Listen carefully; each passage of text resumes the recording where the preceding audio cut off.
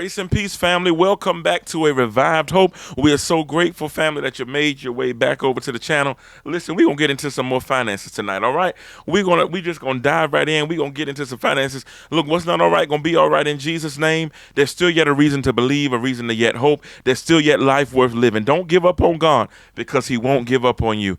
We love you tonight, and God bless you. So we're gonna jump into our finance conversation tonight.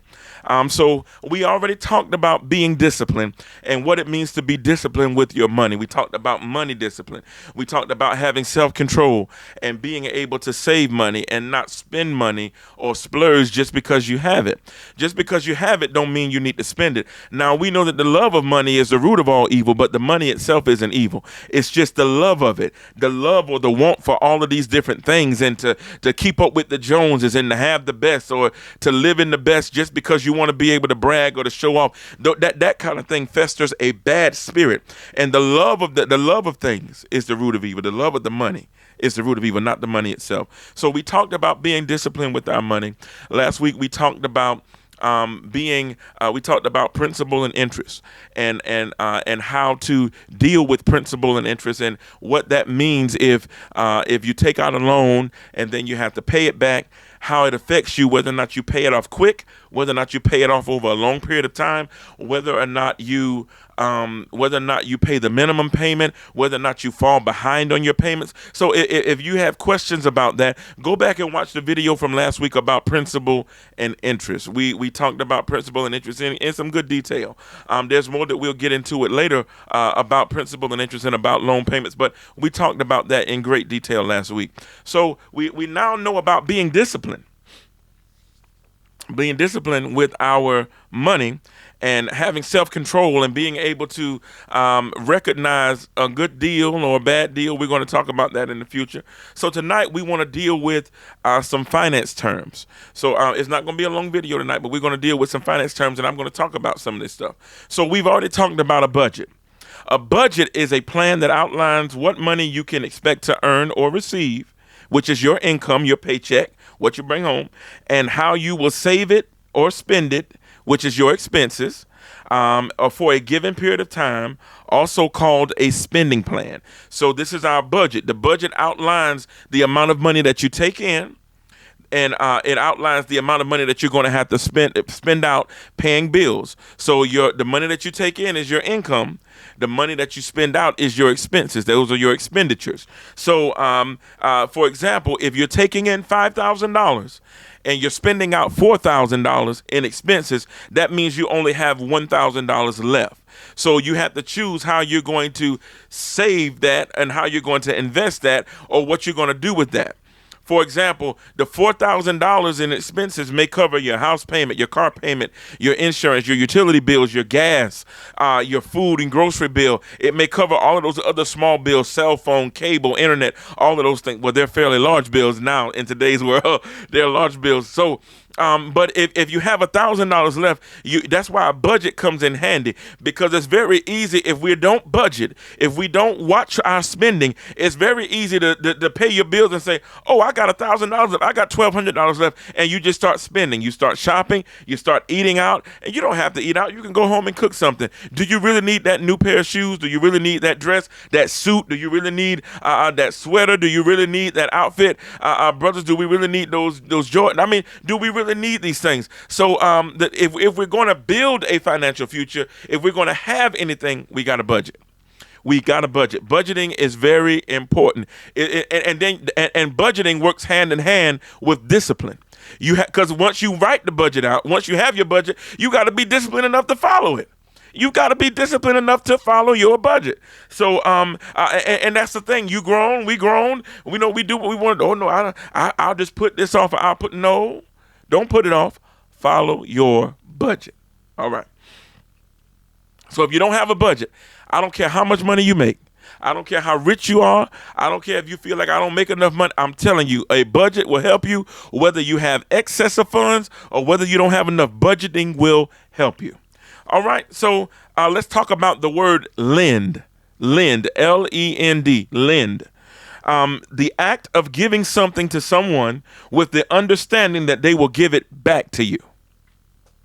the act of giving something to someone with the understanding, you both have the understanding that this person is going to give it back to you. So that brings us to the word lender. An organization or person that lends money with the expectation that it will be repaid, generally with interest. We talked about principal and interest last week.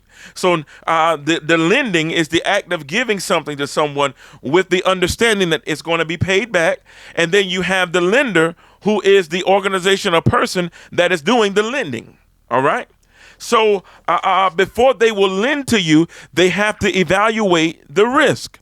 What is the risk of me giving you $100,000?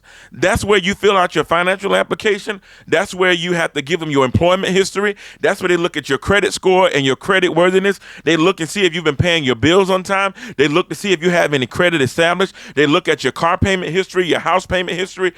They want to evaluate the risk. The risk is their exposure to danger or harm or loss by lending you this money. Now you have to think. If you're looking at someone's credit profile and they've never paid any money back that they borrowed, they've never paid their credit cards on time, they've never paid their car payment on time, they have repossessions, they have foreclosure, they are the banks and the lenders are less likely to lend to you versus lending to somebody where they see they have been making their payments on time, where they see they don't have anything in collections. And what collections is once you go a certain period of time and you have not paid bills, your creditors will sell your debt off sometime to a collection agency, and their job is to collect. So you start getting those text messages, you start getting those emails and those phone calls and those letters in the mail that look like checks. Yeah, they're trying to trick you into opening it so that they can try to engage with you to get you to pay off the debt. So loan companies and banks and lenders, they evaluate the risk because they don't want to be exposed to loss. They don't want to be exposed to harm or danger and give you this money knowing that they're not going to give it back. All right. So that brings us to the term loan. Loan. A loan is money that needs to be repaid by the borrower. We talked about the word borrower, and it's generally paid back with interest. So we have two different kind of loans that I'm going to talk about today. We have a secured loan and an unsecured loan. We have a secured loan and an unsecured loan. A secured loan is usually, it means it is protected by some type of collateral or some type of property or some type of guarantee that if you default in making the payments, they're going to take this property or this collateral to satisfy what you've borrowed in excess. So your mortgage can be considered a secured loan because it's secured by the house or the land. Your car can be considered a secured loan because it's secured by the car. The loan itself is secured by the car, or whatever it is that the auto, the van, the truck, whatever it is that you're buying. So then you have, if you go to a loan company or a bank to get a loan, they say, well, we'll loan you the money, but we need some collateral. That is a secured loan. So they would say, do you have any TVs? Do you have any electronics? Do you have any lawn equipment? Do you have anything that's worth value? Any jewelry? They'll take some of everything for collateral, because what happens is if you default on that loan, in other words, you don't make the payments, you don't make them on time, or you fall behind by a certain amount of payments, they are going to come collecting. They're going to go to the court and they're going to say, Your Honor, homeowner so-and-so signed this note with us saying that they would make the payments. If they don't make the payments on time and they haven't, we're going to take the house as ours to satisfy what they owe us. Your Honor, they took this loan for $5,000 from us. They told us they had 6 flat screens. They told us they had a riding lawnmower, 0 turn. They told us they had 5 diamond rings. We want the court to give us permission to take these items from them. And the court would grant them permission because you signed a contract. You signed a note with them. So that is a secured loan. An unsecured loan would be them saying, okay, we're not going to give no collateral. Your credit score is a 700 or 800. We're just going to give you this $3,000 credit card. We're going to give you this $5,000 loan. We're going to give you this 10, this 30, this $50,000 credit limit, and there's nothing attached to it. You can go spend. What happens if you never pay it and it goes into default? Then they go into collection practices to try to come against you. If the amount is high enough, they will go to court to try to sue you and get a judgment against you for that money. But that is a unsecured loan. Most banks and financial institutions are not going to do unsecured anything if you do not have a good credit history and you don't have a good payment history and you don't have a good credit score. They look all of those things. You got to understand your payment, making payments on time, sticking to the financial agreements that you've actually signed with companies and with banks and with loan. All of this stuff, it ties into your consumer report, into your credit report, into your credit worthiness. All right. They have a credit report and they have a consumer report. Consumer report might run some stuff that's more local, whether or not you have bad checks out there, whether or not you've been writing bad checks and all of those things. So it's very important to keep your name clear. It's very important to pay what you owe when you said you were going to pay it. It's just very important. So the term borrower, comes from the word borrow. And it means to receive something on loan with the understanding that you will return it. Do you understand? It is to receive something with the understanding that you will return it. You're getting it at a loan. We talked about loan earlier. So we also want to talk about credit. So you can say the bank or the loan company may say, we're giving you this much credit. We're giving you this amount of credit. Credit is borrowing money or having the right to borrow money to buy something.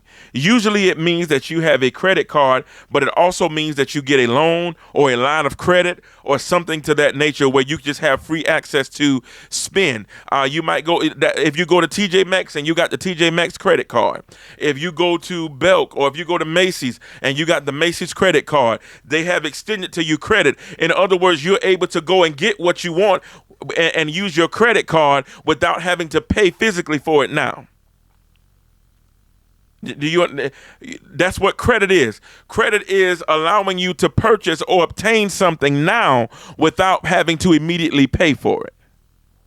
Now, what happens is you're going to be charged interest or fees or whatever your credit card company is, whatever your loan terms are, you're going to be charged according to your agreement if you don't pay that money back on time. And, it's good practice to keep your credit card balances at 30% or under. Or if you use your credit card to buy a purchase, it's good practice to pay off most of it before the end of, when you get the bill, go ahead and pay it. If you max out your credit cards and you only pay the minimum payment, I'm here to let you know you will never, ever pay that credit card off. You will never, ever pay that credit card off because you're only paying the interest. You will never, ever pay what you have actually spent. If you got a credit card with $10,000 and you max it out and they're telling you, well, your minimum payment is only $150 a month, that minimum payment is going toward interest. Look at your statement. Your statement will tell you how much of your payment went to principal, how much of it went to interest. If it doesn't show you, you need to call your lender or your creditor and say, hey, I need to know how my payment is being broken down. So you will know whether or not you just making them rich. You ever made a payment and you said, God, it seems like I've been making payments on this for so long and my principal hasn't changed. You know why? Because all of your money that you're paying is going to interest. All right. Credit is a good thing. Credit cards are a good thing to have, but you got to use it wisely. You got to be disciplined. We're going to keep talking about discipline. You got to be responsible with it. In order for it to be effective, you have to be responsible. You got to be responsible. You got to be responsible with. Sometimes you just got to say no. Tell your friends no. Sometimes husband and wife got to come together and say, hey, this is our financial goals. These are our short-term goals, our long-term goals. This is what we're going to do in the future. This is our planning. Come on now. You got to be responsible. You got to be. We got to grow up. We got to mature. When I was a child, I spoke as a child. Now that I'm a man, and when I grew up, I put away childish things. So now that's credit. So you can be afforded credit, but credit is going to cost you. All right? Credit cards. An open-ended loan that allows you to borrow money up to a certain limit and carry over an unpaid balance from month to month. There is no fixed time to repay the loan as long as you make, again, we were talking about the minimum payment due each month. The credit card company only wants you to make the minimum payment. They want you to make the minimum payment and keep spending. They want you to make, because as long as you're making the minimum payment only, you are making them rich. You are making the credit card companies, the loan companies, the banks, you're making them rich. Do you understand me tonight? You pay interest on any outstanding credit card or loan balance. So again, that's why I said if you make a purchase, when you get that bill, go ahead and pay it. If you let it roll month to month to month, you're going to start accruing interest on the money that you spent. Again, credit is a good thing. It is a good thing, but it has to be used with discipline and it has to be, you have to be responsible with it. So now with your credit and even your credit card, you have a credit limit. A limit that is set by the credit card company or the loan company or the line of credit that issued this to you. You can use your credit card, you can use your line of credit, you can use your loan for purchases up to the credit limit. So if the limit is $5,000, they don't care if you spend $5,000 in one day. As a matter of fact, they prefer you to do so because they know the more debt you have, the longer it's going to take you to pay it off. So if you have a credit limit, some cards and some, depending on your credit and your credit rating and your credit worthiness, some companies will allow you to go over your credit limit. But there is a major big fee associated with that. There is a big fee associated with going over your credit limit. You're going to be charged so much for going over your credit limit. They will let you go over because they're going to charge you additional money in fees and interest. So you don't want to exceed your credit limit. Again, I think I said it earlier. You do not want to go more than 30% over your credit limit, not revolving. Because credit cards and line of credit, those are revolving lines of credit. In other words, they report to your credit every month. And that's how you build good credit. That's how you build a good credit history, good credit integrity. That's how you build a good credit worthiness, by letting this credit report good to your credit, letting this line of credit, this credit card report healthy to your credit every month. When your credit card spending is at 30% or less, and that's what's reporting every month, you're going to start seeing your credit score jump. You're going to start seeing, you're going to have more people inviting you to apply for their credit card. Now, you don't need 100 credit cards. You don't need 30. You don't need 10. You don't need 5. Because we want to be responsible with our spending. All right? And so after you've bought all of these credit cards, after you got all these loans, after you taken out all of this stuff, we have something called repayment. And this is where people get into trouble because they fail to repay what they've borrowed. So you have to pay back. Repayment is simply paying back the money that you borrowed. You have to pay back the money that you borrowed. Somebody say amen. You have to pay back the money that you borrowed. Now, I know life happens. You know, you lose your job. Somebody gets sick. You know, unexpected increase in expenses. You know, you have taxes. Your wages may be being gone. Life happens, and those are things outside of your control. So once you get through that rough patch, no matter how long it takes. Now, let me say that. Let me encourage you. People will say, people will try to discourage you and make you feel like because you're having a hardship or because you're in a place where you don't have enough money or because your bills are behind or your credit score is in the tank, they will make you feel like you're a bad person. No, I know people that life have just happened to. I know millionaires right now that have $1 million properties and they don't have any money and they're scraping, they're robbing Peter to pay Paul because life has happened. So if life happens to you, no matter if it takes you a month or a year or 10 years to get out of it, you are going to get out of it. You will recover. You got to trust the plan.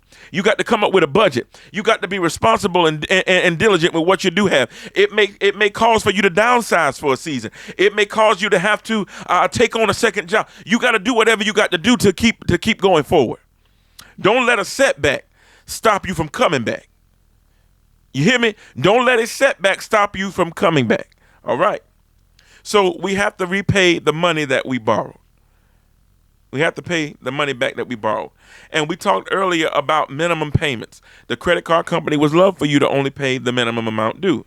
The minimum dollar amount that must be paid each month on a loan or a line of credit or other type of debt.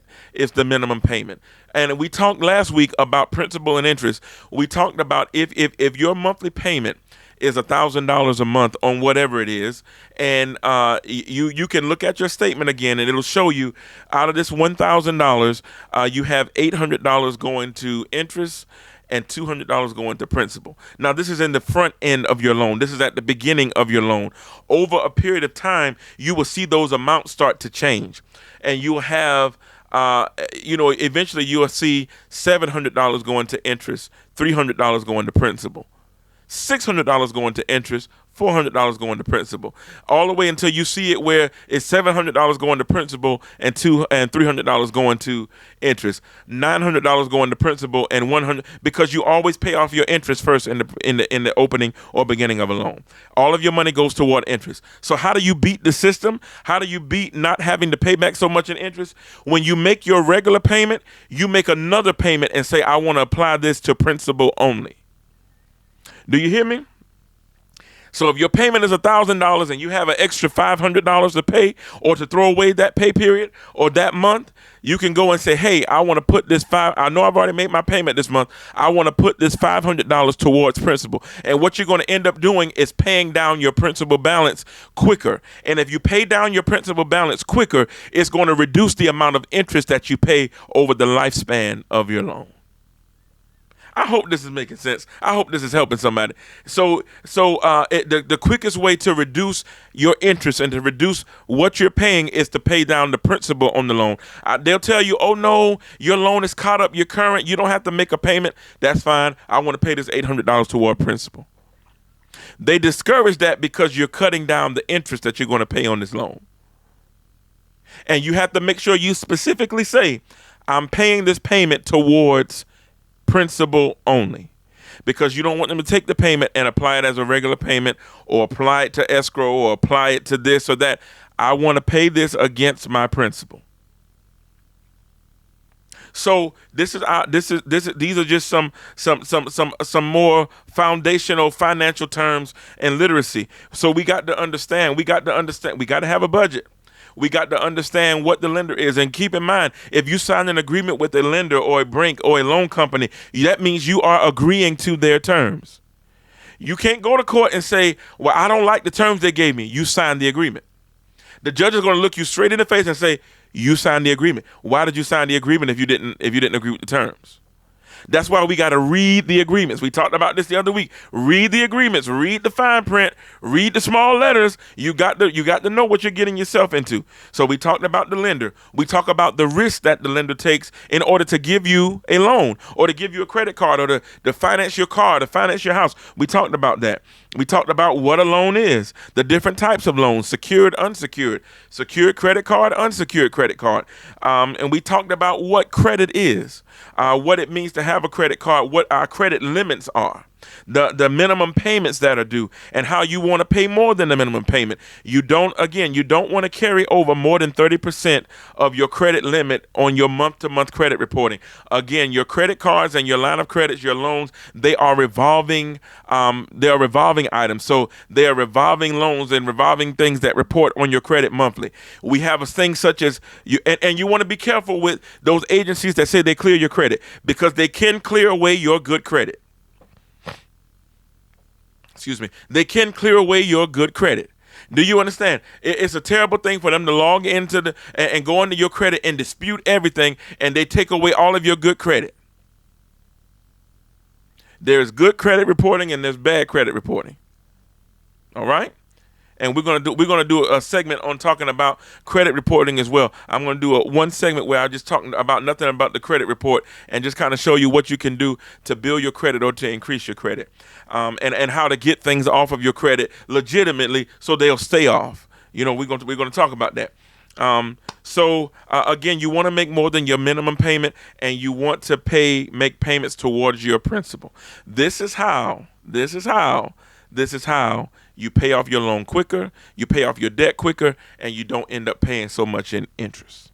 So again, Tonight was just short, some financial terms, some financial literacy, and we talked a lot about this. Again, as time progresses, we're going to be dealing a lot more with this, a lot more in depth. We want to build. We want to have what God wants us to do is to be prosperous in every area of our lives. So He wants us to have good business knowledge, a good financial understanding, good literacy. He wants us to be strong spiritually and strong financially, strong naturally. He wants us to be in good health. He would that our soul prosper, that we prosper and be in good health, even after our soul prospers. He just doesn't want your soul to prosper. He wants everything about you to prosper. He wants everything about you to be increased and to grow and to learn. Knowledge is power. The word declares that we perish because of the lack of knowledge. Do you understand? We perish because of the lack of knowledge. All right? So God bless you. Heaven smile on you tonight. Remember, if we embrace the word of God, we can feel the heart of God and learn to live from the mind of God. And that is indeed holy. God bless you tonight, my brothers and sisters. Again, thank you so much for your liking, your sharing, your subscribing, and following along. You pray for me as I pray for you, for the prayers of the righteous availeth much. God bless you and take care until we speak again. Thank you so much.